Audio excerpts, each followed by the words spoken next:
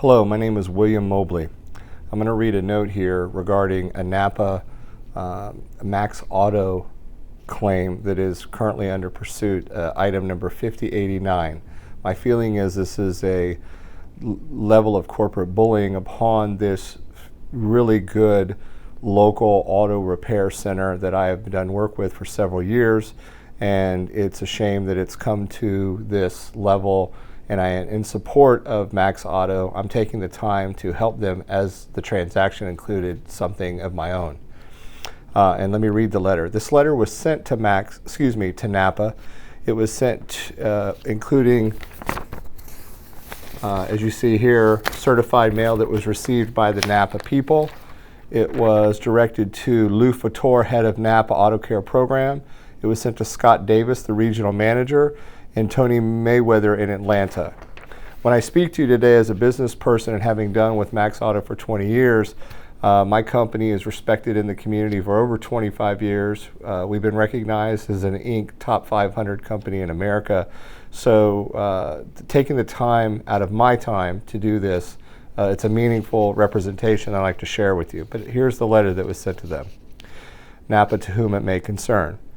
The topic is a 2007 Chevrolet Tahoe, which my 6'9" son has to utilize, so it's a big vehicle. My name is William Mobley. Please note that I am documenting a legal claim on behalf of Max Auto Service whereby I service the customer.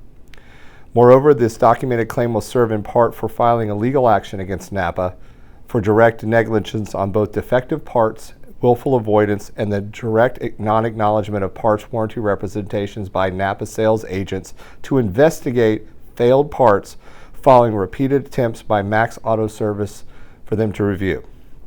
Furthermore, I have advised Max Auto Service to pursue legal action both for defense on unscrupulous forced billing tactics by NAPA of defective parts, also both to pursue expenses incurred by Max Auto Service for replacing those defective parts, excuse me, and other sources for my son's vehicle. Excuse me.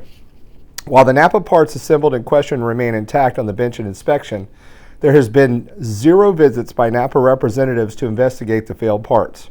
Essentially, an engine was put in my son's car. The engine was designed under NAPA guidelines. The vehicle was put in. It was being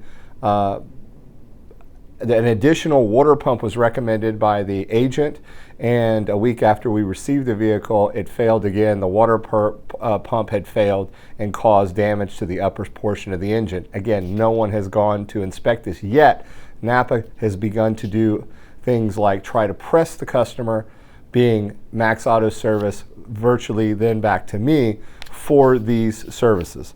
And payment for a failed engine, which, by the way, Max Auto Service has already gone out and put in my son's car. So they went out of their way to service me, the actual customer, yet NAPA has failed to come to inspect the parts and look at the service damaged goods that they provided to Max Auto initially for my son's installation.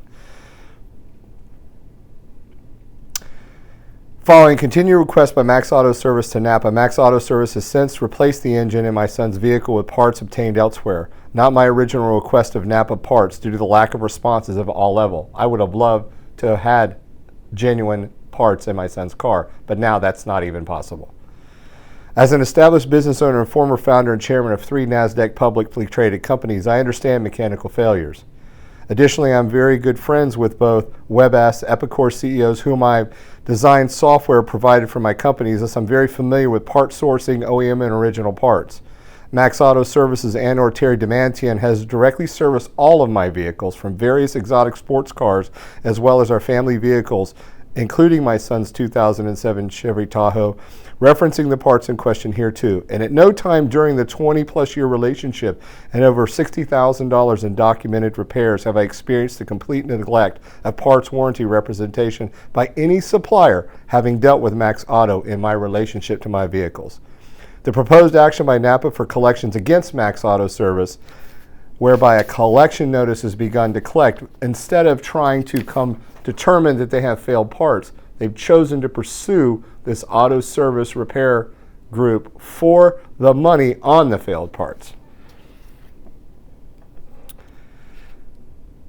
is a complete travesty, and therefore I'm notifying NAPA that I will not only support them financially in this legal defense of such wrongdoing, yet will utilize my connections and open forums on the internet to voice my displeasures of how the travesty is being completely ignored by NAPA in lieu of a few dollars that should be recognized with faulty parts, by which the investigation of the circumstance should have been attended to almost 6 months ago. I manage a media company with over 3.5 million television users and online, and I can assure you I'm prepared to take this fight to another level. Both my business partners and my investors, including such firms as Morgan & Morgan and John Morgan and several others, plus other resources, will be pulled to look at the appropriate action by local and regional NAPA for trends on this topic. That may present class action opportunities from others who have faced both the shop and consumer levels. I will not stand by and let a truly valid American hardworking company like Max Auto Service be pushed around with the threats of account collections for invoicing involving faulty parts and unwillful representation of the warranty behind those parts.